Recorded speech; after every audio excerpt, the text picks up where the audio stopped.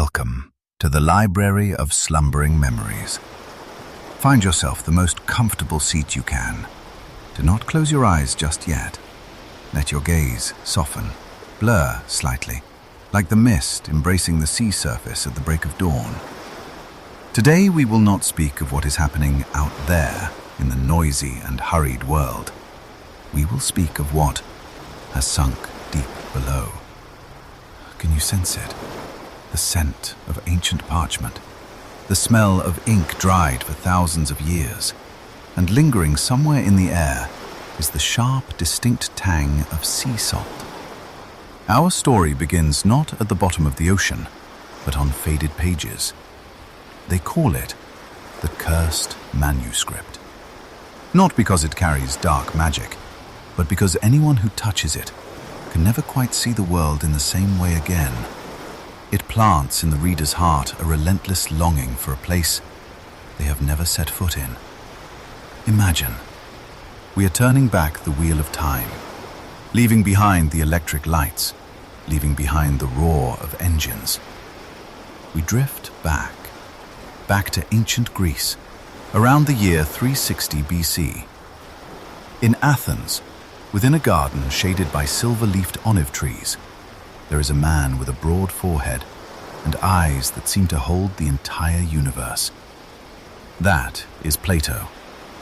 He is holding his quill, his hand trembling slightly. He is not writing dry philosophy today. He is writing about a dream. Two dialogues, Timaeus and Critias. What did Plato write? He told of a radiant civilization lying beyond the Pillars of Hercules, a mighty empire with walls of gold and brass, where canals meandered like the veins of Mother Earth. Atlantis. But Plato was not the one who saw Atlantis. He was merely the scribe. Let me take you further, back 2 centuries before that. Imagine you are Solon, the greatest sage of Greece. You are standing on the prow of a wooden ship, the Mediterranean wind tossing your silver hair. You are leaving Athens for Egypt, to the city of Sais, lying on the banks of the mysterious Nile. The Nile River. The river of life and death. Can you hear the water lapping against the hull? A steady rhythm, hypnotic, carrying Solon deep into the heart of the Black Continent. In Sais, where the goddess Neith was worshipped, Solon stepped into an ancient temple. The air inside was thick, cool, and fragrant with frankincense. Soaring stone pillars carved with lotuses and cobras stood submerged in shadows. Only the light from flickering oil torches cast dancing shapes upon the reliefs. There, Solon met an old Egyptian priest, a man with skin wrinkled like ancient tree bark, but eyes that glowed like dying embers. The priest looked at Solon, looked at that proud Greek visitor, and smiled with profound pity. He spoke a sentence, the echo of which still resonates to this day. "Oh, Solon, Solon, you Greeks are always children. There is no such thing as an old man among you." How painful those words were. The priest meant that the memory of the Greeks was too short. They had forgotten the past. They had forgotten the times the earth was angry. The priest began to recount. His voice was deep and murky, echoing between the stone walls. He told of an era when Athens did not exist, but another power did. An island larger than Libya and Asia Minor combined, a power that ruled the ocean. He told of kings who bore the blood of the god Poseidon, of the central hill surrounded by 3 rings of water and 2 rings of earth, of the mineral Orichalcum, a metal that glowed with a fiery red light, precious only after gold. Visualize this. Temples roofed with ivory and gold, statues of gods standing on 6-winged chariots reaching the very ceiling, harbors bustling with ships from every corner of the world bringing spices, gems, and strange tales. In Atlantis, life was a symphony of prosperity. They had wisdom, they had strength, and they had the favor of the gods. But perfection always comes with a curse. That is the very cursed manuscript we hold in our hands. Because when humans have everything, they begin to crave more. The divinity in their blood faded, giving way to the ambition of mortals. The old Egyptian priest paused. His gaze looked through Solon towards the distant horizon where the sun was setting behind the dunes. He told of that fateful day. One day and one night of misfortune. Not a prolonged war, not a gradual decline, but a blink of the universe. The earth shook, the sky collapsed, and the ocean, the gentle mother, suddenly turned into a beast swallowing her own children. The entire island, that brilliant civilization, sank, vanished, leaving behind a vast void and a barrier of impassable mud. Solon brought that story back to Greece, but he never finished his poem about it. He passed it down his lineage to Plato, and Plato too stopped his pen mid-sentence in the work Critias. The story was left unfinished, like a reminder that some secrets are not meant to be fully told. Why do we call it the cursed manuscript? Perhaps the curse lies not in calamity, but the curse lies in obsession. Once you have heard of Atlantis, you will forever seek it. You will look out at the open sea and wonder, beneath those deep blue waters, are there bells still tolling? Are there paved roads waiting for footsteps? We have only just turned the first page. The dust of Egypt still clings to our shoulders. The whisper of the old priest still rings in our ears. Do not sleep yet, O dreaming souls. Do not let the night wash away the magnificent images just resurrected. Let your mind drift. Float gently like Solon's boat on the calm Nile. Take a deep breath and exhale. Feel the air around you thinning, making way for the breath of the ocean. We are standing on the precipice of history. Before us is the vast sea, and deep down below, Atlantis awaits. Are you ready to dive? Or do you wish to linger here a little longer, to watch the sunset over the ruins of Athens? Hold on to this feeling, the feeling of nostalgia and mystery. Thank you for listening to Chapter 1. Thank you for joining me in turning the first pages of this forgotten chronicle. If your spirit has begun to sway with the tides of the deep ocean, please subscribe and ring the notification bell, for the gates to Atlantis have only just creaked open. The most radiant wonders and the most terrifying secrets still await us in the chapters to come. Before you drift away, I wish to ask you one thing. Why do you think Plato laid down his pen mid-sentence? Did he stumble upon a truth too heavy for humanity to bear? Or is Atlantis simply an eternal warning against human hubris? Leave your thoughts in the comments below. I will be there, reading and pondering. And now, keep your mind at peace until we meet again in the next current of time.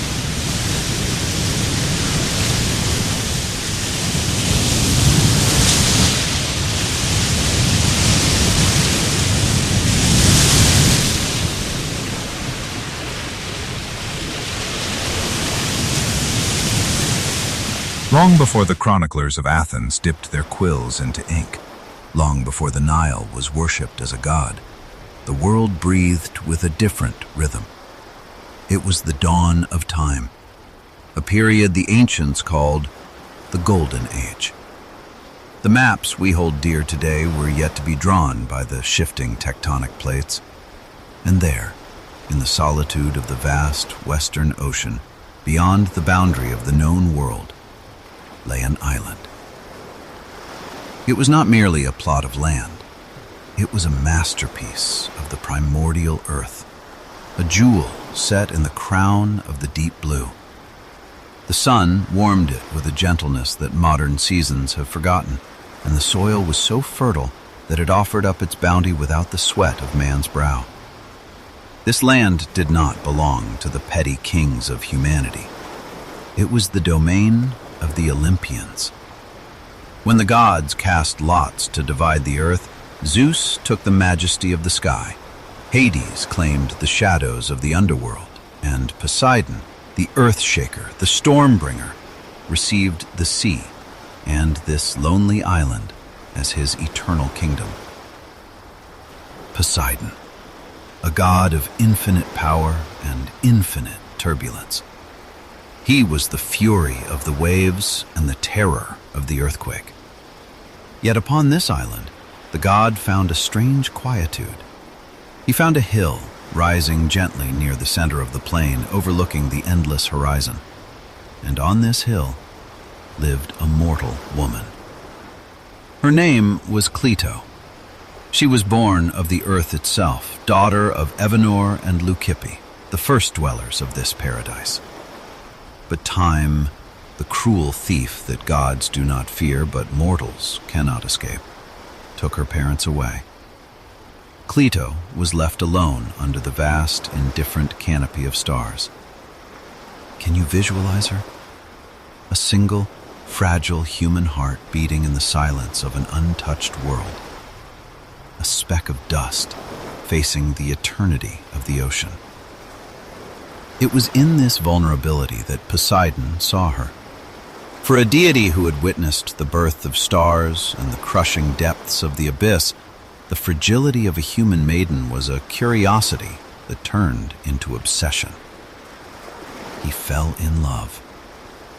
But the love of a god is not like the love of a man. It is heavy. It is consuming.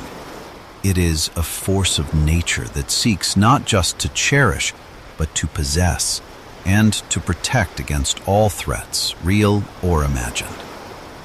Poseidon looked at the world around her and felt fear. He feared that other men might come. He feared the wild beasts. He feared the very passage of time. And so, the Lord of the Deep decided to sculpt the landscape itself into a shield. He did not use stone and mortar. He used the raw elements of the planet. Standing upon the central hill, he struck the earth. The ground trembled in obedience. With the precision of a divine architect, he carved the island into alternating zones. He tore the land apart and let the sea rush in. He created 5 concentric circles, 2 rings of land, 3 rings of water, perfectly round, as if drawn by a compass, surrounding the central hill like a protective embrace. Imagine the scale of this labor. The outer rings were broad and deep, filled with the churning ocean. The inner rings were narrower, calm, and still. He severed the hill from the rest of the continent. He made the center inaccessible to man, for in those days the art of sailing was unknown to the human race. Cleito was safe. But as she stood in her garden, looking out at the walls of water that now defined her world, one must wonder, was she the queen of a paradise, or the prisoner of a divine obsession? To ensure her comfort, Poseidon struck the rock of the central island, bringing forth 2 subterranean springs. One was warm and soothing, steaming in the cool air. The other was cold and crisp, clear as crystal.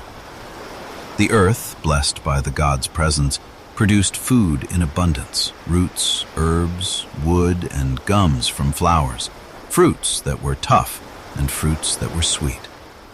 It was a life of absolute ease, a golden cage furnished with the best the earth could offer. Years flowed into decades. The union of the immortal god and the mortal woman bore fruit. And this is the genesis of the Atlantis legend, the moment the blood of the sea mixed with the dust of the earth.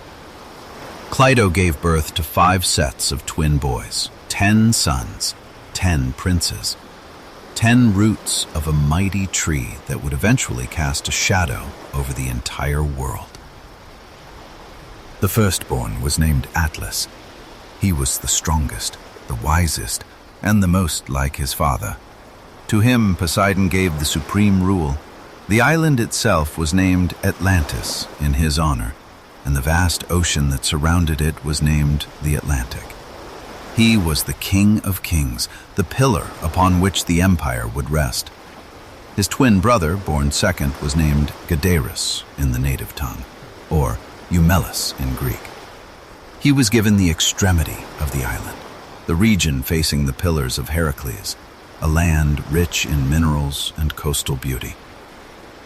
Then came the others, each given a portion of the kingdom to rule: Amphirs and Evaemon, Menesius and Autochthon, Eleusippus and Mestor, Azaeus and Diaprepus.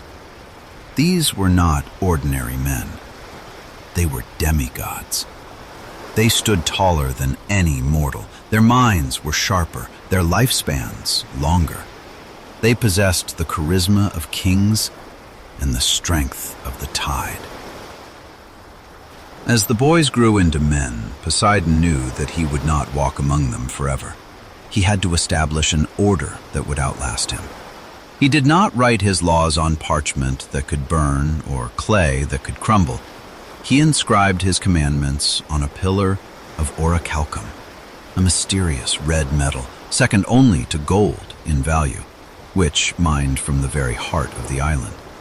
This pillar was placed in the center of the temple of Poseidon and Cleito, a sanctuary forbidden to the public, surrounded by a golden enclosure. The laws were absolute. No king could ever take up arms against his brother. If one city was attacked, all 9 others must rise in its defense. They were to deliberate together on matters of war and peace, but the final judgment always lay with the house of Atlas. But beyond these political rules, there was a spiritual mandate, a rule written in their DNA. The divine nature must remain dominant over the mortal nature. To seal this pact, a ritual was established. Every 5th and 6th year, alternating to honor both the even and odd numbers, the 10 kings would gather at the temple. They would hunt a wild bull in the sacred precinct, without weapons of iron, using only staves and nooses, proving their strength and bravery. Upon the pillar of Orichalcum, over the embers of the sacrifice, they would swear an oath. They would drink from a golden bowl, mixing a clot of the bull's blood with wine, and as they poured a libation onto the fire, they cursed themselves. They swore that if they ever broke the laws of their father Poseidon, they would accept the doom that awaited them. For many generations, the oath held. The god nature within them was strong. They were obedient to the laws and kindly toward their subjects. They possessed a true and great spirit, practicing gentleness and wisdom in the various chances of life and in their intercourse with one another. They despised everything but virtue.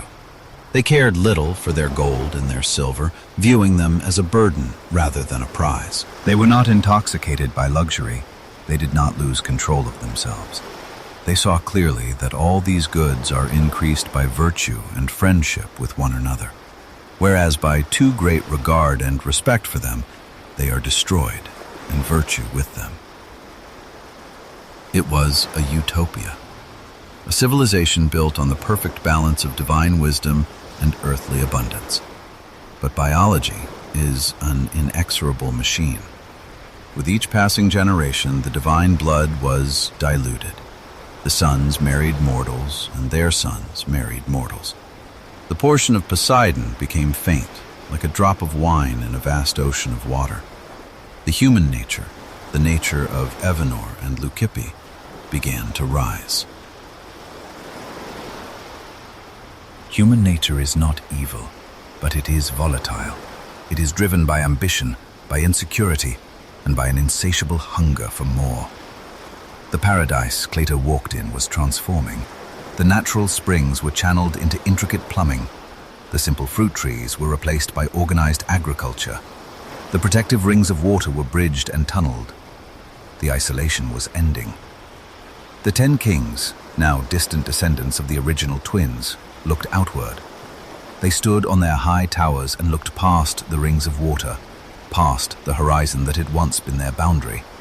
They saw a world that was fractured, primitive, and chaotic. And a dangerous thought began to take root in their minds.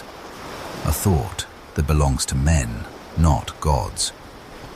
Why should we just protect our paradise? Why shouldn't we bring the world to us? The blood of the sea was still strong enough to give them power, but it was now boiling with human greed. The shield was about to become a sword. But before the fleets launch and the wars begin, we must understand what they had built. Before they destroyed the world, they created a marvel that defied logic. We must walk through the gates of their city. We need to see the walls plated with brass, tin, and the fiery red Orichalcum. We need to understand the magnificence that fueled their arrogance. Was this city a testament to the gods?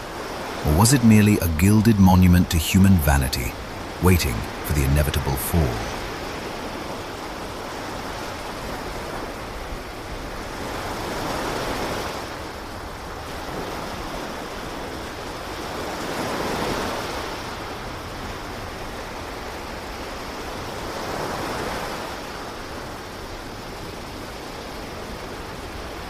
If you were a traveler in the ancient world, sailing past the pillars of Heracles, leaving the known map behind, you would eventually see a glow on the horizon. Not the glow of the sun, nor the moon, but a man-made luminescence rising from the middle of the dark ocean. As your ship drew closer, the mist would clear, and the impossibility of Atlantis would reveal itself. Welcome to the metropolis. The descriptions left to us by the philosopher Plato are not vague. They are mathematically precise, terrifyingly detailed. This was not a village of mud and straw. This was a feat of engineering that would baffle even the architects of the modern world. Remember the circles, the rings of land and water that Poseidon carved to isolate his lover? The descendants of Atlas did not leave them as nature intended. They transformed the god's protection into a display of absolute dominance. They bridged the rings of water. They bored tunnels through the rings of land, wide enough for a trireme, a massive warship with 3 banks of oars, to pass through with its sails fully hoisted. Can you hear the echo of the water lapping against the stone walls of these tunnels? They created a path from the outer ocean all the way to the very center, turning the secret island of Clito into the busiest port the world had ever seen. Let us walk the path of a visitor entering the city. To cross the rings of water, you would walk upon bridges of immense width. At either end of every bridge stood towers and gates. But look closely at the stone beneath your feet. The builders of Atlantis quarried the stone from the center island and from beneath the zones of land. They did not settle for gray uniformity. They dug up stones of white, stones of black, and stones of red. They wove these colors together in their buildings, creating a natural mosaic of joy and solemnity. The entire city was a canvas of earth tones, polished to a mirror shine. But stone was merely the skeleton. The skin of the city was metal. This is where the wealth of Atlantis becomes difficult to comprehend. The texts tell us that they coated the walls of their citadel with precious metals, applying them like paint. The wall of the outermost ring was coated in brass, shimmering with a dull bronze glow under the sun. The wall of the inner ring was plated with tin, shining like polished silver, reflecting the clouds above.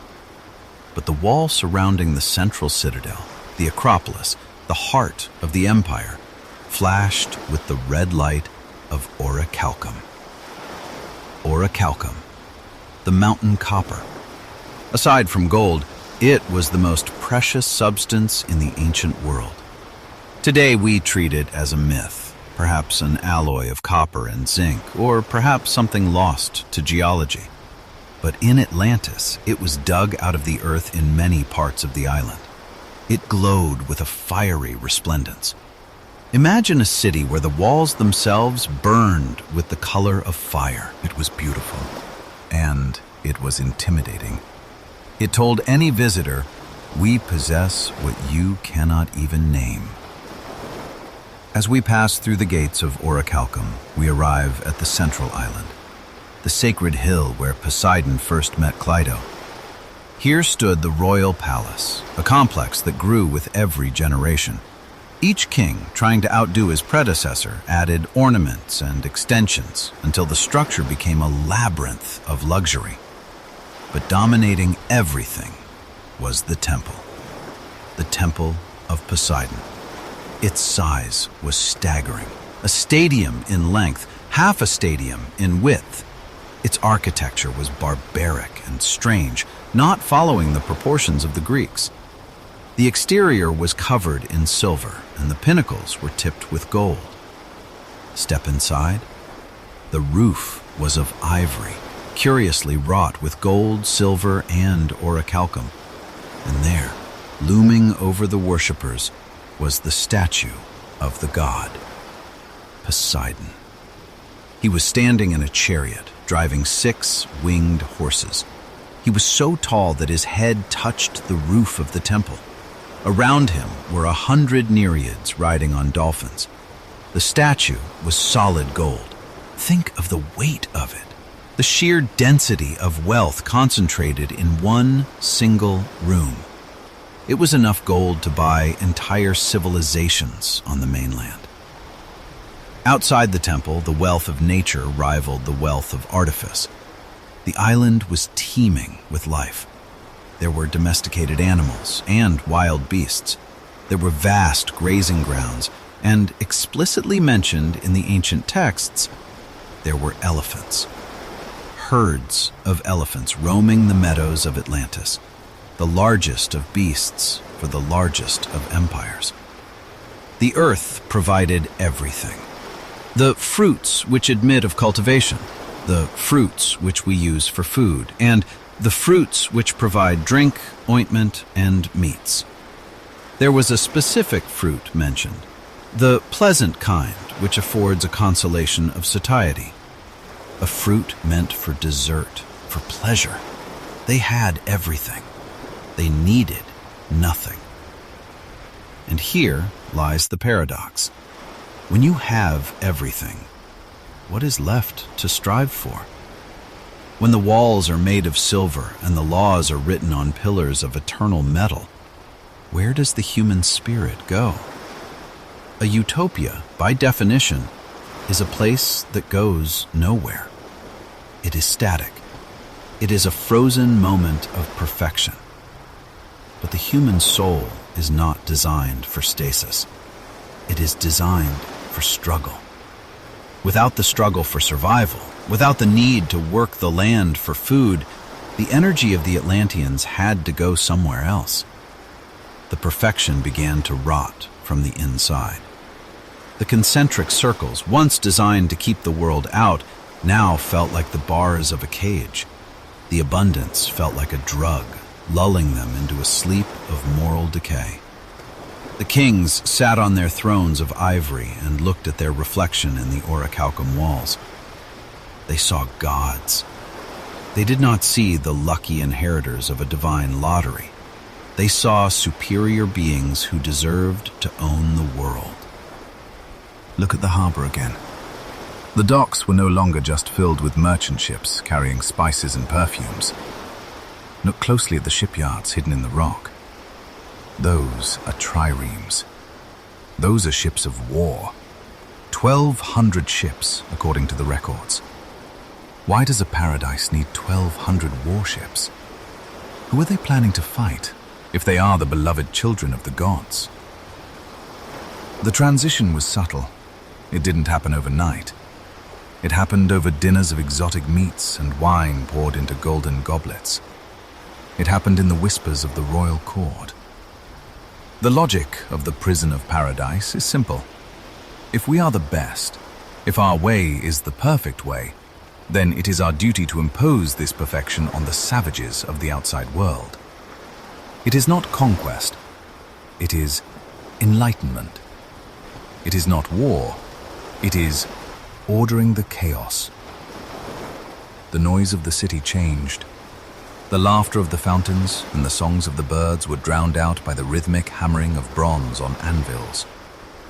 The smoke of sacrifice in the temple was mixed with the black smoke of the forges. The eyes of the statue of Poseidon seemed to darken. The god who sought peace was now watching his children forge the weapons of total war. The isolation was officially over. The bridges were strong, the tunnels were open. The giant was waking up, and he was hungry. They turned their gaze east, toward the pillars of rock, toward the muddy tribes of Europe, toward the sands of Egypt, toward the small, rocky peninsula of Greece. The world was about to meet its masters.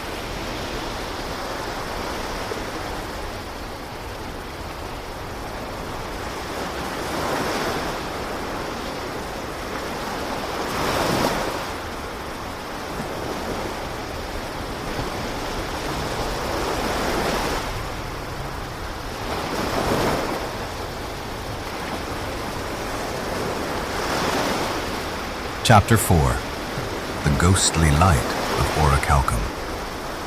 We have walked through the streets of the circular city. We have marveled at the engineering and the architecture. But to truly understand the soul of Atlantis and the specific nature of its doom, we must look closer at the material that bound it all together. We must talk about the red metal, Orichalcum. In the modern world, we measure wealth in gold. Gold is the standard. It is the color of the sun, the color of immortality.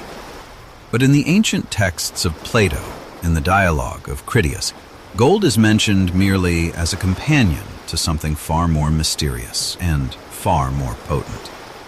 Plato wrote, "In those days, Orichalcum was more precious than anything except gold." But what was it? Was it a myth, a poetic invention, or was it a real, tangible substance that drove an empire to madness? Let us descend from the high towers of the Acropolis and go deep into the earth. The island of Atlantis was not just fertile on the surface, it was geologically unique below. The volcanic activity that created the hot springs also cooked the minerals in the crust. The miners of Atlantis, working in the humid dark, would strike veins of a substance that did not behave like copper. It did not behave like silver. When they brought it to the surface, into the light of day, it didn't just reflect the sun. It seemed to hold the sun inside it. It glowed with a fiery, reddish resplendence. The Greeks called it orichalkos, literally mountain copper. But this was no ordinary copper.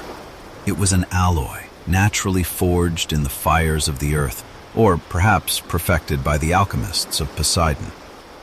In the early days of the Golden Age, Orichalcum was holy. It was not money. You did not buy bread with Orichalcum. You did not trade it for spices. It was reserved for the gods. It was the physical manifestation of the divine fire that protected the island. Remember the walls we spoke of? The innermost wall, the one guarding the citadel, was flashing with the red light of Orichalcum. Imagine the visual impact of that. As a citizen of Atlantis, when you looked up at the seat of your kings, you didn't see cold stone. You saw a ring of fire that never burned out. It was a reminder that the gods were present. Inside the temple, the floor was paved with it. The ceiling was flecked with it. And most importantly, the pillar, the sacred pillar in the center of the sanctuary where the laws were written, was a solid column of this metal. The laws of peace were literally inscribed upon the substance of fire. This was the balance. The hot nature of the metal was cooled by the cool wisdom of the law. As long as Orichalcum remained on the walls and in the temples, Atlantis was safe. It was a beacon of civilization. The metal served the spirit. But then came the drift. The slow, agonizing drift from the divine to the mortal. As the generations passed and the blood of Poseidon thinned, the Atlanteans began to look at the red metal differently. They stopped seeing it as holy. They started seeing it as useful. And then they started seeing it as power. The transition is subtle in the archaeological imagination, but violent in its implication. A master smith, whose name is lost to history, must have looked at a sheet of Orichalcum and thought, "This metal does not rust. It is harder than bronze. It holds an edge sharper than iron. Why are we leaving it on the walls?" The tragedy of Atlantis is the tragedy of technology without morality. They took the metal down from the temple walls. They took the surplus from the mines. And they lit the forges. The sound of the city changed. The chanting of priests was replaced by the ringing of hammers. They began to craft armor from Orichalcum. Imagine a soldier clad in this metal. On the battlefield, he would look like a demon of fire. The sun striking his breastplate would blind his enemies. They forged swords that glowed with that eerie reddish light. The metal that was once used to write the law, "Do not kill your brother," was now being shaped into the very tool used to kill him. This was the ultimate sacrilege. It was the weaponization of the sacred. When you turn your gods into weapons, you have already lost the war, even if you win the battle. The energy of the metal seemed to change. In the hands of the corrupt kings, the ghostly light of Orichalcum became ominous. It no longer represented protection. It represented aggression. It represented an unquenchable thirst for dominance. The ancient texts suggest that this metal had properties we might consider high-tech or magical today. Perhaps it was lighter than steel. Perhaps it resonated with certain frequencies. We can imagine the Atlantean triremes, their prows reinforced with Orichalcum rams, slicing through the wooden ships of the Mediterranean tribes like a hot knife through wax. It gave them an advantage that was unfair. It made them arrogant. Why negotiate with a neighbor when your sword can cut through his shield like paper? Orichalcum became the drug of the empire. They mined deeper. They tore open the earth, scarring the landscape, desperate for more of the red glow. But is this just a story? Is Orichalcum just a fairy tale invented by Plato to teach us a lesson about greed? For 2,000 years, historians and scientists said yes. They said Orichalcum was just a fancy word for brass or bronze. But the ocean, like a patient librarian, keeps its secrets until we are ready to read them. Let us fast forward to the modern era, to the year 2015. We are off the coast of Sicily, near the town of Gela. Divers are exploring an ancient shipwreck, a ship that sank 2,600 years ago, coming from the west, perhaps from Greece, or perhaps from further away. Buried in the sand, they find 39 ingots, lumps of metal. They bring them to the surface. They clean off the barnacles and the crust of centuries. And the metal glows. It is a reddish gold alloy. Scientists analyze it with X-ray fluorescence. The composition? 75 to 80% copper, 15 to 20% zinc, and small traces of nickel, lead, and iron. It is a high-quality brass, made with a technology that shouldn't have been so perfect for that era. The headlines screamed, "Orichalcum found." 2 years later, in 2017, they found 47 more ingots. Now, skepticism is healthy. These ingots might just be trade goods from the Greek colonies. But pause for a moment and let your imagination swim in the deep waters. What if these ingots were not made in Greece? What if they were the scraps, the remnants, the stolen cargo from a civilization that had mastered metallurgy long before the Iron Age? What if the red metal is real? And if the metal is real, then the walls were real, the temple was real, and the corruption was real. The discovery in Sicily brings the myth crashing into our reality. It tells us that the ancients knew how to manipulate the elements in ways we are only just rediscovering. But there is a darker implication. If we have found the metal, have we also inherited the curse? Look at our world today. We too dig rare earth minerals from the ground. We too use them to build glowing screens and terrible weapons. We too have turned the resources of the earth from tools of connection into tools of destruction. The Orichalcum ingots lying on the museum floor in Sicily are silent. They are cold now. The fire has gone out. But in the time of Atlantis, that fire was consuming the hearts of men. The corruption of the metal was the final step. Once they had turned the sacred into the profane, there was no turning back. The physical pollution of the island, the smoke, the slag, the scarred earth, mirrored the spiritual pollution of the people. They were ready to use this power. They were itching to test their glowing swords against the flesh of the world. And so, the stage was set. They had the motive, greed. They had the leadership, the corrupt kings. And now, with the mass production of Orichalcum weaponry, they had the means. The ghostly light was no longer staying on the island. It was about to spread across the sea like a wildfire. But fire is a dangerous servant. If you let it grow too large, it doesn't just burn your enemy, it burns your house down. The 10 kings gathered their generals. The red light of the Orichalcum armor reflected in their eyes, hiding the human fear underneath. They were ready to convene the council that would end the world.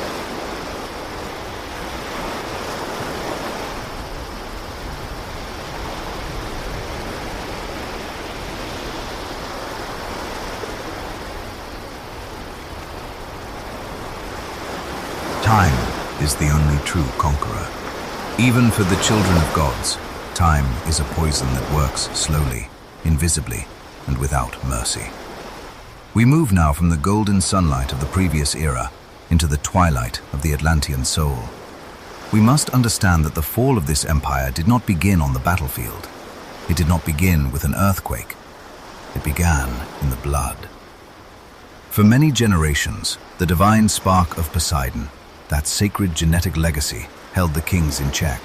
It acted as a moral compass, keeping their enormous power aligned with wisdom. They were wealthy, yes, but they possessed their wealth with sobriety. They saw clearly that the abundance of their island was a gift to be stewarded, not a plunder to be consumed. But biology is a cruel mathematician. With every marriage to a mortal woman, with every new generation born under the setting sun, the divine portion was diluted. The god nature receded, drop by drop, generation by generation, until it was nothing more than a faint memory in the marrow of their bones. And as the god retreated, the human advanced. But this was not the humble humanity of Plato, the gentle maiden on the hill. This was the raw, unrefined humanity of ambition. It was the humanity of ego. The nature of man is to want. When he has food, he wants flavor. When he has safety, he wants dominance. When he has a kingdom, he wants the world. The Atlanteans began to change. To the untrained eye, they still looked like gods. They were tall, beautiful, and surrounded by the glow of Orichalcum. But to the eyes of the wise, to the eyes of Zeus watching from afar, they had become ugly. They began to display the symptoms of a spiritual sickness. The first symptom was vanity. They stopped looking at the stars and started looking only at themselves. They built statues not to honor Poseidon, but to flatter their own likeness. The second symptom was greed. The infinite resources of the island, once shared freely, were now hoarded. The kings began to compete. Who had the largest herd of elephants? Who had the tallest tower? Who wore the heaviest gold? The third and most dangerous symptom was boredom. A utopia is a dangerous place for a restless spirit. When there is no struggle, the soul rots. Peace became tedious to them. They craved the adrenaline of conflict. Let us transport ourselves to the most sacred and now the most terrifying night in the Atlantean calendar. It is the night of the gathering.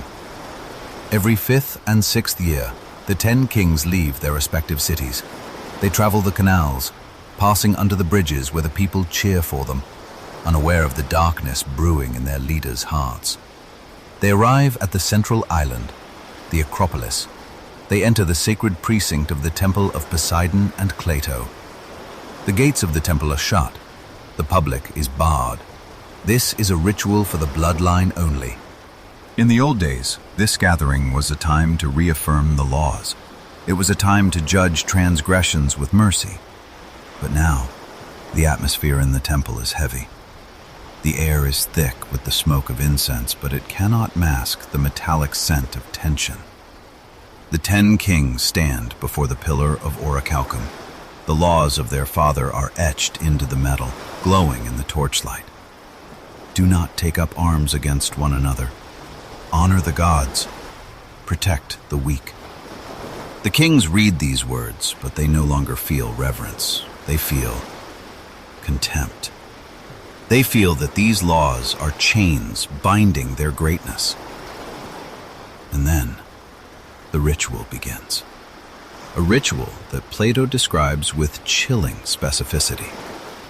There are bulls roaming freely within the sacred precinct, wild, powerful beasts symbolizing the raw force of nature. The 10 kings must hunt a bull, but they cannot use their swords. They cannot use their spears of iron. They must hunt as their ancestors did, with wooden staves and nooses. They must prove that despite their silk robes and golden crowns, they are still the masters of violence. Imagine the scene. 10 powerful men, demigods in stature, chasing a terrified beast through the shadows of the temple courtyard. The sound of heavy breathing, the thud of hooves on marble, the shouting of commands. It is primal. It is savage. They corner the beast. They wrestle it down. They drag it to the pillar of Orichalcum. And there, over the inscription of the laws, they cut its throat. The blood flows over the letters. This is the turning point. In the past, the blood was meant to purify the laws. Now, it seems to blot them out. It covers the commandments in a layer of red, viscous silence. They gather the blood in a mixing bowl. They cast a clot of gore for each of them into the fire as a sacrifice. And then they drink. They mix the blood with wine in golden goblets. They pledge an oath. But they are no longer swearing to uphold the law. In the privacy of their minds, they are swearing a new oath. An oath of brotherhood in crime. The fire burns down to embers. The temple grows dark. The kings put on robes of the most beautiful azure blue, the color of the deep sea. They sit on the ground in the ashes of the sacrifice. The darkness should bring humility. Instead, it brings out their true faces. Atlas, the descendant of the first king of kings, speaks. His voice is not the voice of a guardian anymore. It is the voice of a conqueror. He looks at his brothers. He sees the same hunger in their eyes. "Look at us," he whispers. "We possess the power of the gods, yet we are confined to this rock." One of the brothers, perhaps the king of the region facing Gades, speaks up. "The world outside is weak. They live in mud huts. They worship false idols. They fight with sticks and stones." "And yet," another replies, "we let them live in their chaos. Is it not cruel to leave them in darkness? Is it not our duty, our burden, to bring them order?" This is the great lie of tyranny. It always disguises itself as benevolence. The Atlanteans did not convince themselves they were villains. They convinced themselves they were saviors. They looked at their maps that showed lands far beyond what we know today. They saw the fertile crescent of Egypt. They saw the rugged coast of Tyrrhenia. And they saw a small, insignificant peninsula called Attica. "Why should we be limited by the ocean?" Atlas asks. "Poseidon gave us the sea not to contain us, but to carry us." The wine and blood rush to their heads. The logic of aggression takes hold. They begin to list their grievances, small imagined slights from the barbarian nations, trade disputes, lack of respect. They manufacture a cause for war. They decide that the laws on the pillar, the laws that forbade them from attacking their neighbors, only applied to the 10 kings. The laws did not protect the outsiders. The outsiders were livestock, just like the bull they had just slaughtered. The decision is made. It is a decision that will shake the foundations of the earth. They will break the isolation. They will unleash the 1,200 ships. They will unleash the chariots. They will march not as explorers, but as masters. "We will not just rule this island," the High King declares, his azure robe looking almost black in the dying light. "We will rule all, from the pillars of Heracles to the sands of Egypt. We will make the Mediterranean our private lake." But they needed a first target, a symbol. They needed to break the spirit of the free world before they could enslave its body. They looked east. There was a city there, a city that was everything Atlantis was not. Where Atlantis was rich, this city was poor. Where Atlantis was ruled by kings, this city was ruled by its citizens. Where Atlantis valued power, this city valued virtue. Athens. To the Atlanteans, Athens was an insult. Its very existence was a mockery of their philosophy. How could a people be happy without gold? How could a city be strong without walls plated in silver? Athens had to die. Because as long as Athens stood, the Atlantean way of life was not the only way. "We start with the Greeks," the kings agreed. "We will wash their acropolis into the sea." The meeting ends. The dawn approaches. But for the rest of the world, the sun is setting. The kings rise from the ashes. They leave the temple. The blue robes are cast aside, replaced by armor. The orders are sent out. The forges of Atlantis, which had crafted art for centuries, are ordered to stop. From now on, they will only cast spear tips and swords. The shipyards are cleared of merchant vessels. The triremes are dragged into the water. The sound of the city changes from a hum of commerce to the roar of a war machine. The people of Atlantis, drunk on the same arrogance as their leaders, cheer. They do not know that by reaching for the world, they are letting go of the hand of God. They do not see the sky darkening above them. They do not feel the earth shifting beneath their feet, groaning in protest. The golden age is over. The age of iron and blood has begun. The fleet assembles. The ocean turns white with foam from thousands of oars. A force is coming that the world has never seen, an unstoppable tide of gold and bronze. And standing alone in its path is a small city of thinkers and farmers.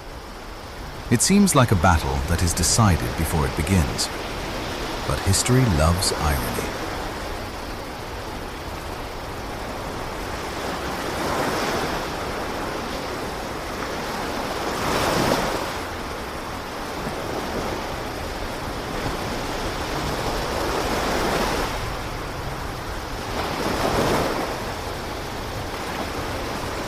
History is often written as a list of dates and names, but true history is the sound of a heartbeat when the horizon turns black. For the people of the Mediterranean, the ancestors of the Egyptians, the Tyrrhenians, and the Greeks, the end of the world did not come from the sky. It came from the west. It came from the sea. It began as a rumor carried by fishing boats. Then it became a vibration in the water. Finally, it became a wall of wood and canvas that stretched from north to south, blocking out the setting sun. The Atlantean Armada, 1,200 ships. This was not a fleet, it was a floating continent. The triremes of Atlantis were not like the clumsy rafts of the mainland. They were sleek, hydrodynamic predators, their hulls reinforced with brass, their sails dyed in the purple of kings. On their decks stood thousands of hoplites in armor that glittered so brightly it hurt the eyes to look upon them. They did not come to trade. They did not come to negotiate. They came like a locust swarm of gold. The invasion was swift and brutal. The text of Plato tells us that they swept over Europe as far as Tyrrhenia and over Libya as far as Egypt. One by one, the great tribes and kingdoms fell. They looked at the size of the Atlantean soldiers, men who still carried the height of the ancient blood, and they threw down their weapons. Fear is a powerful weapon, and Atlantis wielded it perfectly. Surrender, and you will live as servants of the Golden Empire. Resist, and you will be erased. That was the message, and for most, the choice was simple. They knelt. They opened their granaries. They handed over their sons and daughters. The shadow of Atlantis covered the known world. It seemed that the ambition of the 10 kings would be realized. The Mediterranean was becoming their private lake. But then, the tide of gold hit a rock, a small, rocky peninsula jutting out into the Aegean Sea. Attica, the land of Athens. At this time, Athens was not the city of marble temples we see in ruins today. It was a primal, rugged city. Its people were not wealthy. They did not have elephants. They did not have walls plated with tin and copper.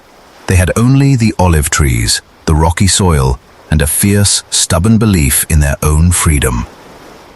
The other allies had fled. The coalition of free nations had dissolved like mist. Athens stood alone. Imagine the terror of that isolation. To look out at the sea and know that the greatest power on earth is coming for you, and there is no one coming to help. The Atlantean generals, standing on the decks of their command ships, must have laughed. They looked at the small band of Athenians gathering on the coast. It looked like a battle between a lion and a mouse. But they made a fatal miscalculation. They measured strength by the weight of armor and the number of ships. They did not measure the weight of the soul. The battle began. The Atlanteans landed. Their chariots, pulled by horses bred in the rich meadows of the lost continent, thundered onto the Greek shores. Their archers rained arrows that darkened the sky. For the first few days, it seemed like a slaughter. The sheer mass of the Atlantean army pushed the Greeks back. The earth drank deep of blood. But as the days turned into weeks, something strange began to happen. The invincible army began to slow down. You see, The Atlanteans were no longer the men who hunted wild bulls with wooden staves. They were the children of luxury. For centuries, they had known only victory, comfort, and obedience. They were used to enemies who ran away at the sight of their golden shields, but the Athenians did not run. Every time an Athenian fell, another stepped into the line, grim and silent. They fought with the desperation of men protecting their wives, their children, and their ancestors' graves. The Atlantean soldiers began to feel something they had never felt before: fatigue. Their golden armor was heavy. Their jeweled swords were beautiful, but were they sharp enough? And deeper than fatigue, they felt doubt. Why were these barbarians fighting so hard? Why didn't they bow to the superior race? In the eyes of the Athenians, the Atlanteans saw a reflection of what they used to be: disciplined, austere, and virtuous. And in their own reflection, they saw what they had become: bloated, cruel, and soft. The turning point did not come from a brilliant maneuver. It came from the breaking of the Atlantean spirit. On the battlefield, chaos erupted in the Atlantean ranks. The commanders shouted orders, but the soldiers were hesitant. The discipline that Poseidon had instilled in the blood of Atlas was gone, replaced by the selfish instinct of survival. When a man fights for an empire, he fights for his pay. When a man fights for his home, he fights with his life. The Athenians, seeing the hesitation, counterattacked. They pushed forward. They broke the line of the chariots. They drove the invaders back toward the sea. The impossible was happening. The golden giants were bleeding. And when they bled, they panicked. The retreat turned into a rout. The glorious army, the conquerors of the world, were tripping over their own expensive cloaks to get back to their ships. The illusion of godhood was shattered. They were just men, and they were losing. Athens did not stop at the shoreline. They liberated the enslaved. They sent word to Egypt, to Tyrrhenia, to the tribes of the West. The monster is mortal. Rise up. The psychological chain was broken. Rebellions sparked across the Mediterranean. The Atlantean supply lines were cut. The massive fleet, once a single organism of war, became a fractured mess of fleeing ships. It was the greatest military upset in human history. Virtue had triumphed over greed. Simplicity had defeated luxury. The remnants of the Atlantean fleet limped back across the ocean. The kings returned to their circular city, not with spoils of war, but with the shame of defeat. The Orichalcum walls no longer looked like a celebration. They looked like a mockery. The people of Atlantis watched in silence as the battered ships returned. The question hung in the air: have the gods abandoned us? But the war was not over. The Athenians had won the battle of men, but there was another war brewing, a war on a cosmic scale. As the last Atlantean ship disappeared over the horizon, the celebration in Athens was cut short. The victors looked up. It was high noon, but the light was fading. The birds stopped singing. The wind, which had been blowing steadily for weeks, suddenly died. The sea became unnaturally flat, like a sheet of grey glass. This was not the quiet of peace.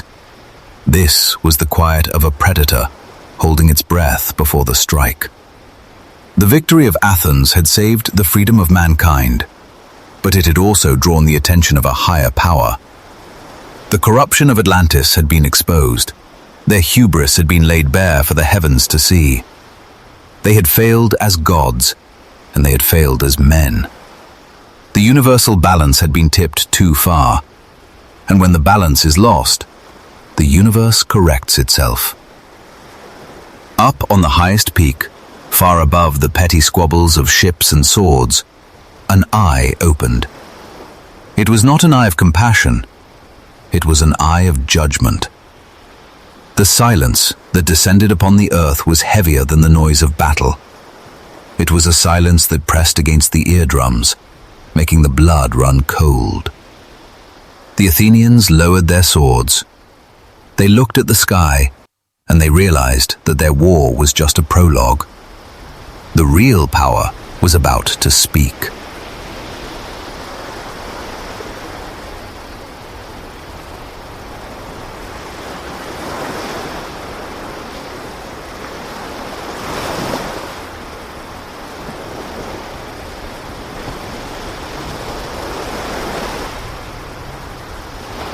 Chapter 7. The Silence of Zeus. The war was over.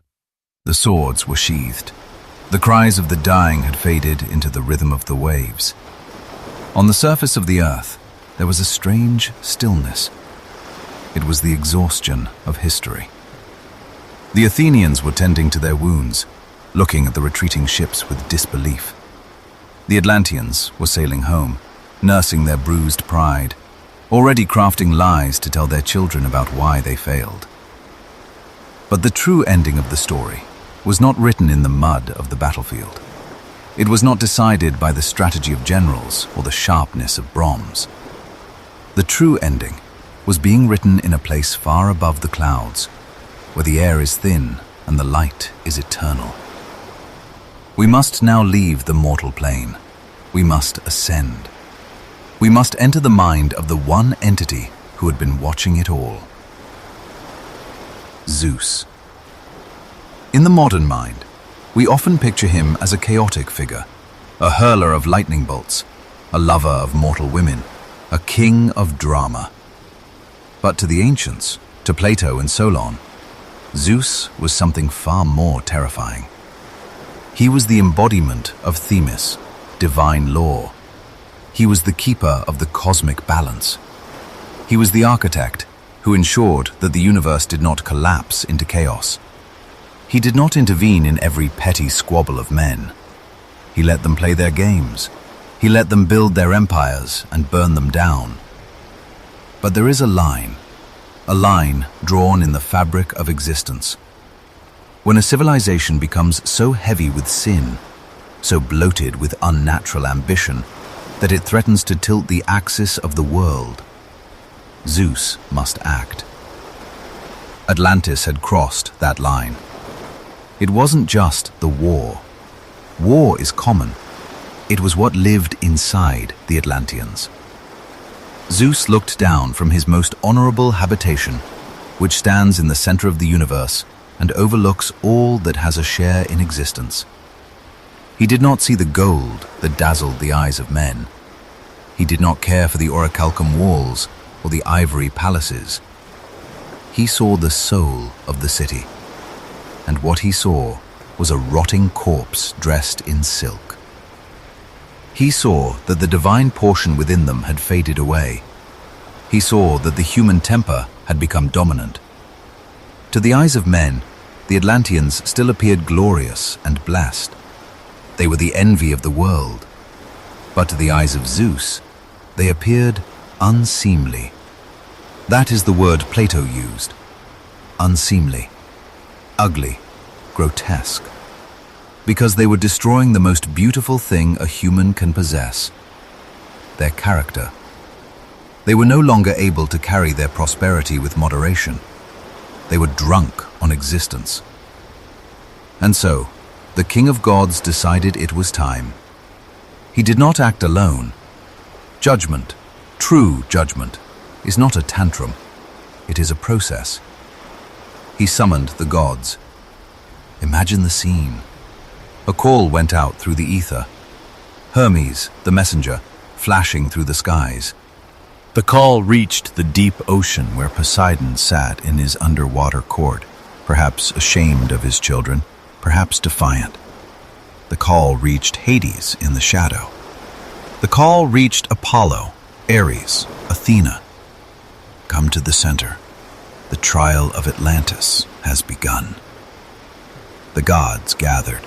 The hall of Olympus was not filled with the usual feasting or the music of lyres. It was filled with a silence that pressed against the chest. The Olympians took their seats. They looked down at the tiny blue speck in the Western Ocean. Poseidon, the father of the accused, stood there. Did he plead for them? Did he ask for one more chance? Or did he nod in solemn agreement, knowing that his creation had become a monster? The myths do not say, but the silence suggests that the verdict was unanimous. Zeus stood up. He wanted to inflict punishment on them, that they might be chastened and improve. This is a crucial detail. The intent was punishment, yes, but in the ancient Greek worldview, punishment was a form of correction. It was a surgery to cut out the cancer. But how do you chastise a civilization that thinks it is God? How do you humble a people who believe they own the world? You do not send a plague. You do not send a famine. Those are slow. Those allow for hope. To correct absolute hubris, you need absolute destruction. You need to show them in a single heartbeat that they are nothing. Zeus prepared to speak. He prepared to deliver the sentence that would erase a continent. The atmosphere on Olympus crackled with energy. The static charge of 1 billion storms gathered in his hand. The other gods held their breath. The universe itself seemed to pause, waiting for the decree. Zeus, the god of gods, who rules according to law and is able to see into such things, perceiving that an honorable race was in a woeful plight and wanting to inflict punishment on them. He opened his mouth. He gathered all the gods into his most holy habitation. And then, silence. Absolute, abrupt silence. Not the silence of the gods, but the silence of the text. If you pick up the dialogue of Critias today, if you read the ancient manuscript written by Plato, this is exactly where it ends. Mid-thought, mid-sentence. He gathered all the gods into his most holy habitation, and when he had gathered them, he said, and the page is blank. Why? Why does the most important story in human history stop right before the climax? Did Plato die before he could finish it? Was he too old, his hand too shaky to write the destruction? Or is there a darker reason? Some say that the description of the catastrophe was too terrible to write down, that the knowledge of exactly how the gods destroyed Atlantis was a secret too dangerous for the uninitiated. Or perhaps the scribe simply stopped because he realized that words were insufficient. There are no words for what happened next. Language is a tool of men. It can describe a battle, it can describe a sunrise, but it breaks down when it tries to describe the wrath of the cosmos. The silence of the text is the perfect metaphor for the silence of Atlantis. One moment, it is there, speaking, breathing, living. The next moment, nothing. The sentence is cut off. The story is severed. So, we must fill the silence. We must close the book of Plato and open the book of physics. We must look at the geological record. We must listen to the earth itself. Because while Plato stopped writing, Zeus did not stop acting.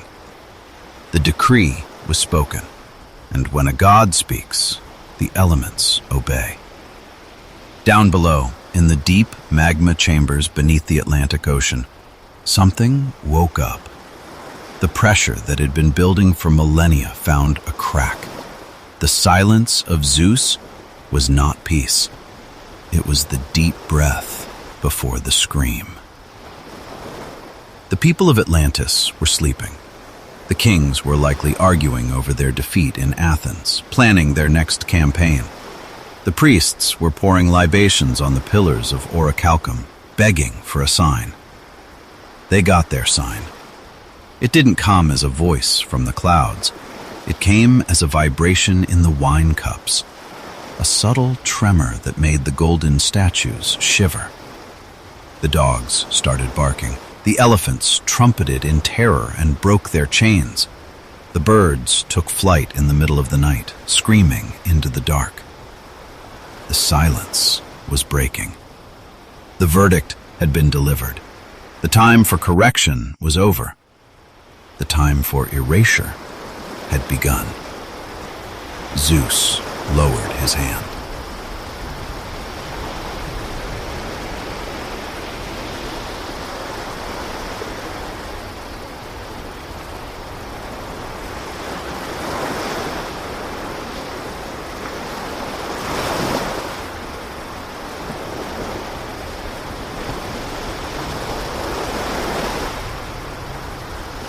Chapter 8.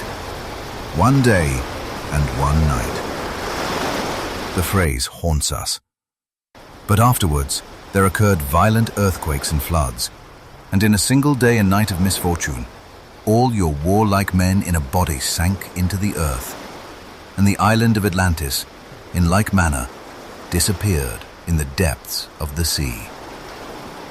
2,500 years later, those words still carry the weight of a tombstone. One day, one night. It forces us to ask, how does a continent die in 24 hours? Let us reconstruct the final hours of the Golden Empire. It began not with a bang, but with a vibration. The sun was high in the sky. The city was alive. The markets in the outer rings were bustling with traders exchanging spices and silks. The shipyards were echoing with the repairs of the battered fleet returning from Athens. The priests in the central temple were chanting, perhaps believing that their prayers were keeping the earth stable. But deep beneath their sandals, miles below the bedrock, the pressure that Zeus had unleashed was finding its release point. The first sign was the sound. It wasn't thunder. It was a low-frequency hum, a groan from the planet itself. The animals felt it first. The ancient texts and later folklore tell us that the elephants, those symbols of Atlantean power, began to stampede. They broke through the fences of the racecourses, rushing toward the high ground, their trunks raised, screaming at an invisible enemy. Then, the water in the harbors began to recede. The three great rings of water, the pride of Poseidon's engineering, suddenly drained away, revealing the dark, slime-covered bottoms of the canals. Fish flopped on the mud. The ships, hundreds of glorious triremes, tilted and crashed onto their sides, their masts snapping like twigs. The people rushed to the sea walls, looking down in confusion. They didn't understand that the ocean was not leaving. It was gathering strength. It was drawing back the string of a bow to release the ultimate arrow. And then, the earth snapped. The first earthquake hit. This was not a tremor. This was a convulsion. The ground didn't just shake, it liquefied. The magnificent bridges, built to last for eternity, crumbled in seconds. The great archways connecting the rings of land collapsed into the empty canals. Dust rose up, choking the sunlight. The azure sky turned a bruised purple, then black. But earth was only the first element. Fire was next. The central island of Atlantis was volcanic by nature. That was the source of their hot springs, their comfort. Now, that blessing turned into a curse. A fissure opened right through the middle of the Acropolis. Magma, bright and angry, sprayed into the air. The heat was instantaneous. The gardens of Cleto, the ancient groves where the first lovers walked, incinerated in a heartbeat. The palace of the kings, with its walls of silver and gold, began to melt. Imagine the sight. Precious metals running like water down the streets, mixing with the lava. a river of liquid wealth flowing into oblivion. Panic. Absolute primal panic. The Atlanteans, the masters of the world, the men who thought they could challenge the gods, were suddenly reduced to ants in a burning nest. They ran. But where could they run? The bridges were gone, the boats were smashed. They were trapped on concentric circles of death. The kings, in their high tower, perhaps tried to command the elements. They might have shouted at the sky, invoking the name of Poseidon. But Poseidon was not in the sky. He was in the water, and he was coming home. Twilight fell, but there was no darkness, for the fires lit up the horizon. And then came the sound that drowned out the screaming, the return of the sea. The water that had receded came back as a wall, a mega tsunami, darker than the night, taller than the highest watchtower. It hit the outer ring first. The brass walls crumpled like paper. The residential districts, the homes of the common people, were erased in a single breath of spray. The wave didn't stop. It possessed a momentum that defied physics. It surged over the second ring, the tin-plated walls tearing apart. Finally, it reached the center. The Orichalcum citadel. The red metal glowed one last time against the black wall of water, a spark of defiance against the inevitable. And then, the ocean swallowed it. The fire of the volcano met the cold of the Atlantic.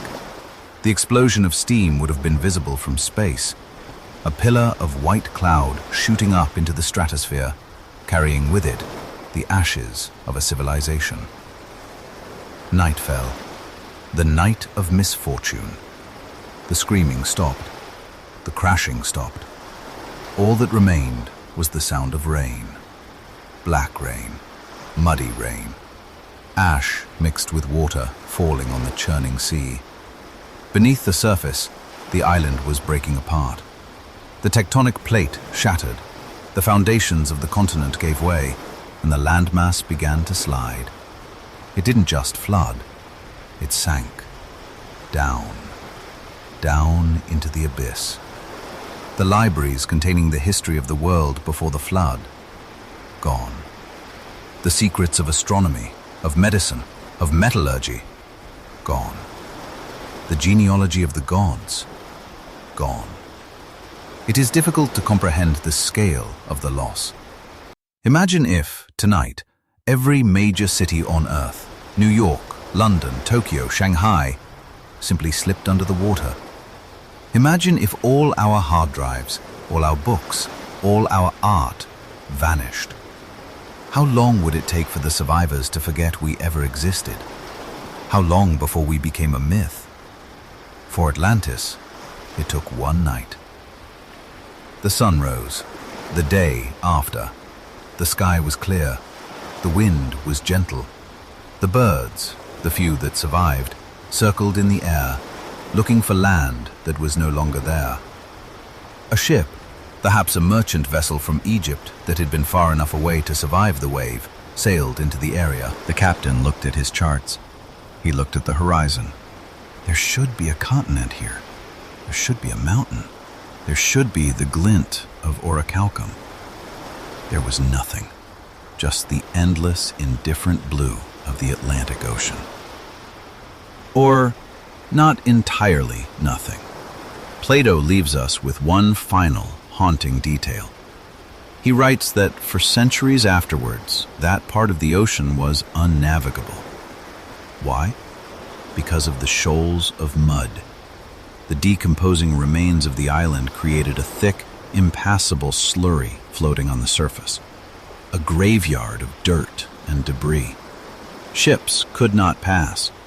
It was a forbidden zone, a scar on the face of the ocean that refused to heal. The gods had executed their judgment. They didn't just kill the Atlanteans, they erased the memory of them. Zeus sat on his throne, the balance restored. But the story does not end in the mud. Matter cannot be created or destroyed. A continent does not just vanish into another dimension. The stone, the gold, the metal, it has to be somewhere. Did it crumble into dust? Or did it slide, whole and frozen in time, to the bottom of the world? For 2,000 years, we believed the erasure was complete. We believed Atlantis was just a metaphor for human hubris. But the Earth has a memory. The ice has a memory. And recently, our satellites have started to see things that the naked eye cannot. They see shapes under the ice of Antarctica. They see magnetic anomalies under the sand of the Sahara. They see geometric patterns on the ocean floor. The body of Atlantis may be dead, but its ghost is waiting to be found. We are about to embark on the final leg of our journey, from the ancient past to the technological present. Where are the traces? Is it possible that we have been looking at the ruins of Atlantis for decades, but we simply called them by a different name?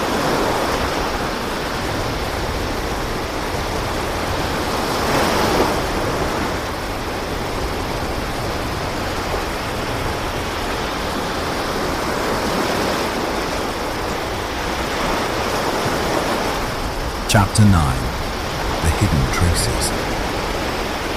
The ocean is a vast keeper of secrets. It swallows history and gives back only silence. For 2 millennia, humanity has stood on the shores of the Atlantic, looking out at the waves, asking the same question. Where did they go? The story of Atlantis should have died with Plato. It should have been dismissed as a fable, a moral allegory about the dangers of greed. But stories that are true have a different weight. They possess a gravity that refuses to let go of the human imagination. We stopped looking for Atlantis with wooden ships long ago. Today, we hunt for the lost empire with eyes that float in the vacuum of space. We use LiDAR to strip away the jungles. We use ground-penetrating radar to see through the sand. We use sonar to map the abyss. And what we are finding is disturbing. It seems that the Earth has not been as silent as we thought. It has been screaming the location at us for centuries, but we were looking at the map from the wrong angle. Let us leave the watery depths for a moment and travel to a place that is the very opposite of an ocean. Let us travel to the driest, most desolate place on Earth, the Sahara Desert. Specifically, the country of Mauritania. If you stand on the ground there, you see nothing but endless dunes and rocky plateaus. But if you ascend, if you go up to the International Space Station and look down, an eye stares back at you. The Richat Structure, also known as the Eye of the Sahara. For decades, geologists dismissed it as an impact crater from a meteorite. Then, they called it a natural geological dome that eroded over millions of years. But take the text of Plato in one hand and the satellite imagery of the Richat Structure in the other. The correspondence is not just similar, it is statistically impossible to be a coincidence. Plato described Atlantis as a series of concentric circles, 3 rings of water, 2 rings of land. Look at the Richat. It is a series of concentric circles. Plato gave specific measurements. He said the diameter of the city was 127 stadia. If you measure the central ring of the Richat Structure on Google Earth today, it falls almost exactly within that range. Plato said the city opened to the south, towards the sea. The Richat Structure has a clear opening to the southwest, where evidence suggests water once flowed. But the skeptics will say, Atlantis was an island in the ocean. The Sahara is a desert. But geology tells us that the Sahara was not always a desert. Only a few thousand years ago, this region was wet. It was lush. It was traversed by massive river systems. And more importantly, look at the salt. The sand in and around the Richat Structure is mixed with salt crystals, marine salt. Why is there ocean salt in the middle of the desert? Because the ocean was once there. Let us recall the final detail of the destruction. Plato said that after the disaster, the area became impassable due to shoals of mud. If a massive tsunami, a wave kilometers high, slammed into North Africa, carrying the debris of a destroyed city, and then receded, what would it leave behind? It would leave a slurry of mud, salt, and destruction that would eventually dry out into sand. Is it possible that Atlantis did not sink down into the ocean floor, but was rather washed over by the ocean, and then stranded when the waters receded? Is the Eye of Africa the skeletal remains of the capital city, stripped of its flesh, lying naked under the relentless sun? Walk with me closer to the rings of the Richat. Geologists have found black, white, and red stones in the area. Plato specifically wrote that the Atlanteans built their walls with stones of white, black, and red. It is a small detail, but in criminal investigation, it is the small details that solve the case. But the Sahara is not the only suspect. We must turn our gaze to the uttermost south, to the bottom of the world. Antarctica, a continent of ice, dead and hostile. A place where no human civilization could possibly exist. Or could it? In 1929, historians discovered a map drawn by an Ottoman admiral named Piri Reis. The map is dated to 1513. Piri Reis wrote that he compiled it from much older source maps, some dating back to the time of Alexander the Great. The map shows the coast of South America with reasonable accuracy. But then, it continues south. It connects South America to a landmass at the bottom. It shows the coastline of Antarctica. But not the Antarctica we know. It shows the coastline without ice. It shows bays, rivers, and mountains where today there are only glaciers 2 miles thick. Modern sonar surveys of the subglacial bedrock of Antarctica match the Piri Reis map to a frightening degree. How could ancient mapmakers know the shape of a continent that has been covered in ice for millions of years? Unless it wasn't always covered in ice. This brings us to the theory of Earth crust displacement. The idea, supported at one time by Albert Einstein, that the outer shell of the Earth can slide over the liquid core, like the skin of an orange moving over the fruit.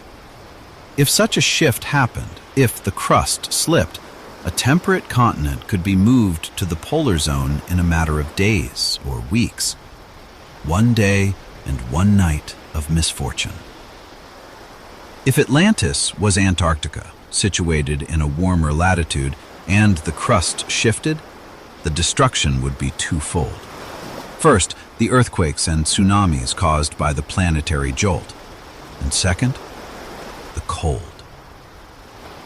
The flash freeze. We find woolly mammoths in Siberia frozen with fresh buttercups still in their mouths. They didn't die of hunger. They were flash frozen in an instant. Could this be the fate of Atlantis? Not drowned, but frozen? Buried not under water, but under ice. If the magnificent city of the Golden Gates lies beneath the ice sheet of Antarctica, it would be perfectly preserved. The bodies, the libraries, the machines of Orichalcum, waiting in cryostasis for us to find them. But we don't need to look only at the extremes of the Earth. Sometimes, the traces are right under the keels of our vacation boats. Let us go to the Bahamas, to the island of Bimini. In the 1930s, the sleeping prophet Edgar Cayce, while in a trance, predicted that parts of the temples of Atlantis would be discovered near Bimini. He gave a specific year, 1968. In 1968, a pilot flying over the clear blue waters of the Bahamas noticed something odd, a formation of stones. Divers went down. They found what is now called the Bimini Road, 2 parallel rows of massive limestone blocks neatly arranged in a straight line for half a mile. Geologists argue that this is natural beach rock that fractured in geometric patterns. But look closely. The blocks seem to be leveled. There appear to be prop stones placed underneath the larger blocks to level them, a technique used in ancient masonry, not by nature. Is this a road, a harbor wall, or the top of a massive fortification that sank when the sea levels rose at the end of the last ice age? We must remember the timeline. Plato said Atlantis existed 9,000 years before his time. That puts the date around 9,600 BC. For centuries, historians laughed at this date. They said human civilization didn't exist back then. They said we were just hunter-gatherers. But then we found Göbekli Tepe in Turkey, a massive, complex stone temple complex, dated to exactly 9,600 BC. Suddenly, Plato's timeline isn't a myth. It is a historical possibility. Science is slowly catching up to the legend. And what about the survivors? If a continent sinks, surely not everyone dies. The hidden traces are not just in rocks and maps. They are in us. Look at the pyramids. We find pyramids in Egypt. We find them in Mexico. We find them in Peru, in China, in Indonesia, and now even in Bosnia. Why? Why did civilizations separated by vast oceans, who supposedly never met, all decide to build the exact same impossible structure? Why do they all share similar myths of a great flood? Why do they all have legends of gods coming from the sea to teach them agriculture and astronomy? Maybe these are not separate inventions. Maybe they are the colonies. When the motherland was destroyed, the refugees of Atlantis fled. They landed in Egypt and became the followers of Horus. They landed in the Americas and became the Viracochas. They tried to rebuild what they had lost. They built pyramids to mimic the sacred mountain of Atlas. They built societies obsessed with the stars, trying to calculate when the doom might return. The legacy of Atlantis is not lost. It is the foundation of everything we call civilization. But there is one final trace, the most elusive one, the trace that lies in the human subconscious. Why are we so obsessed with this story? Why does the name Atlantis evoke a feeling of nostalgia, a sense of homesickness for a place we have never been? Perhaps it is because, deep in our genetic memory, we remember the Golden Age. We remember the time when we lived with the gods. We remember the safety of the rings. And we remember the terror of the fall. We are searching for Atlantis because we are searching for the missing piece of ourselves. We are orphans of a drowned paradise, wandering the earth, building our own glass towers, unconsciously trying to recreate the glory that was lost. But as we use our satellites and our submarines to peel back the layers of history, we must ask ourselves a dangerous question.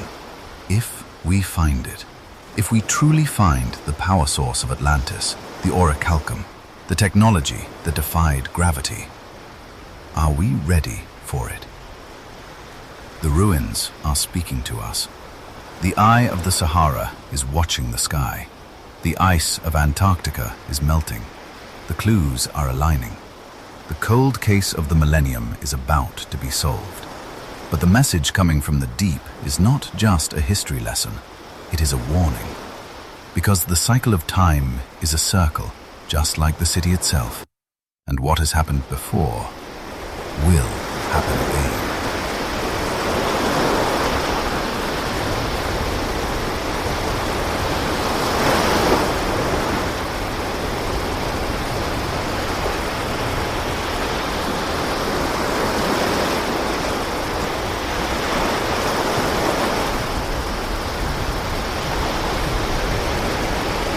Chapter 10.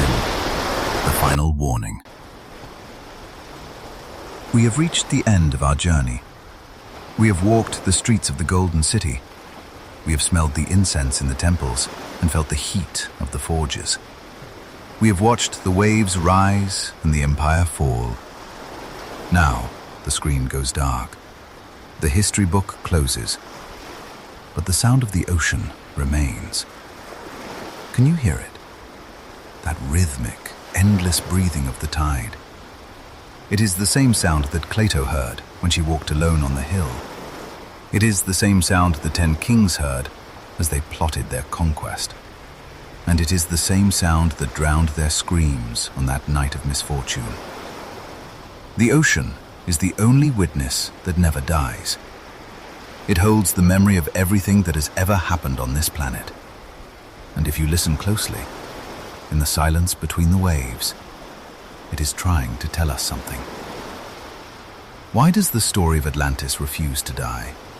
Why, after 2,500 years, are we still obsessed with a few pages written by an ancient Greek philosopher? It is not because of the gold. It is not because of the advanced technology or the alien mysteries. It is because deep down in our collective soul, we are terrified that the story is not about them. It is about us.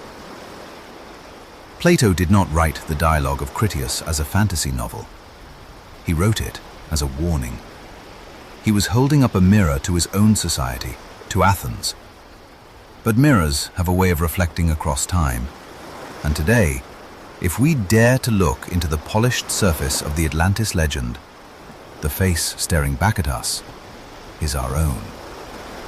Look at our world today. We have built a global civilization. We have connected the continents, not with bridges of stone, but with webs of light and information. We have mastered the atom, just as they mastered Orichalcum. We have cracked the code of life itself, editing genes as if we were gods playing with clay. We have built towers of glass that scrape the sky, higher than any temple of Poseidon. We fly through the air in metal birds and dive into the deepest trenches in steel shells.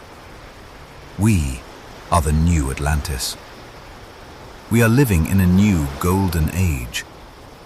But like the Atlanteans, we have begun to confuse greatness with goodness. We have confused standard of living with purpose of life. The symptoms of the sickness that killed the ancient empire are blooming in our veins. Do you remember the ghostly light of Orichalcum? The technology that seduced them? Look at the screens we stare into every day. The blue light that illuminates our faces at night. We are addicted to our own creations. We've built tools to connect us, yet we feel more isolated than ever, trapped in our own digital concentric circles. And what of the corruption of kings? The Atlanteans believed that because they were powerful, they had the right to rule the world. They believed their way of life was the only way. Do we not see the same arrogance today? The belief that nature is a resource to be exploited, not a garden to be tended. The belief that we can conquer the climate, manipulate the weather, and bend the planet to our will without consequence? We are digging deep into the earth, just as they did. We are extracting the black blood of the planet to fuel our chariots. We are melting the ice caps, raising the level of the sea, inviting the very force that destroyed them to come closer to our doors. We are engaging in the ultimate hubris, the belief that we are exempt from the laws of nature. We think we are too big to fail. We think our technology will save us. But the Atlanteans had technology too. They had walls of brass and tin. They had ships that could sail against the wind. And it didn't save them. There is a concept in ancient Greek thought called kyklos, the cycle. The idea that time is not a straight line, but a circle. Civilizations are born like the spring. They grow strong in the summer. They harvest their wealth in the autumn, and they die in the winter. It is the rhythm of the universe. The Hindus call it the yugas.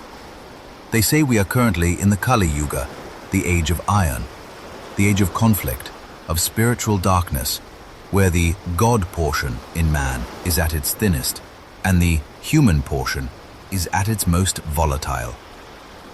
The story of Atlantis suggests that there is a great filter. A civilization can only grow so powerful before it destroys itself. There is a test. When you discover the power to destroy the world, whether it is Orichalcum or uranium, do you have the wisdom to control it? Atlantis failed the test. And now, the test paper is on our desk. The clock is ticking. The proctor is watching. Perhaps this is why we feel a sense of impending doom in our culture. Why are our movies filled with apocalypses? Why do we dream of zombies, of asteroids, of floods? It is because we have an ancestral memory of the trauma. We know how this story ends because we have lived it before. We are the survivors of the shipwreck, suffering from amnesia, but the scars are still there. But there is hope. The cycle does not have to end in destruction. The circle can be broken, or rather, it can be ascended. The warning of Atlantis is not a death sentence. It is a wake-up call. Solon, the wise man, went to Egypt to learn. He listened to the priests. He humbled himself before the history of the past. We must do the same. We must learn to respect the silence of Zeus, that moment before the storm, that moment when the natural world goes quiet, waiting to see what we will do. We are in that moment right now. The storms are getting stronger. The fires are burning hotter.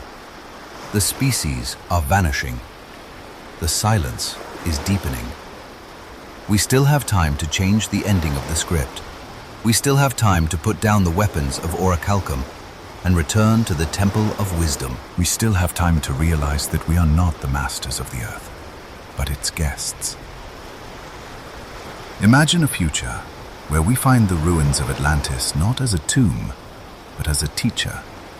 Imagine if we unlock their secrets not to build better weapons, but to understand where they went wrong.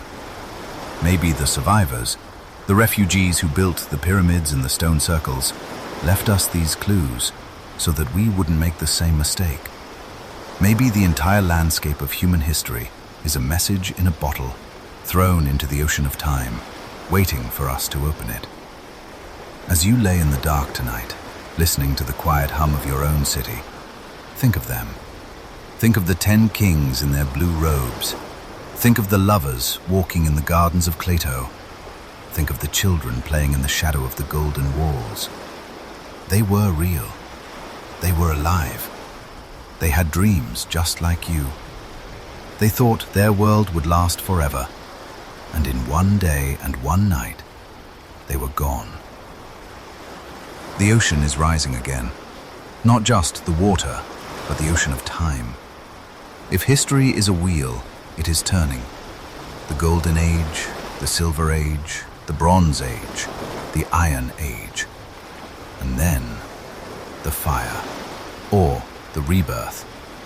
The choice is not in the hands of the gods anymore. It is in ours. Sleep well, traveler. Dream of the sunken city. But when you wake up tomorrow, remember, we are writing the next chapter. Let us write a story that does not end in silence.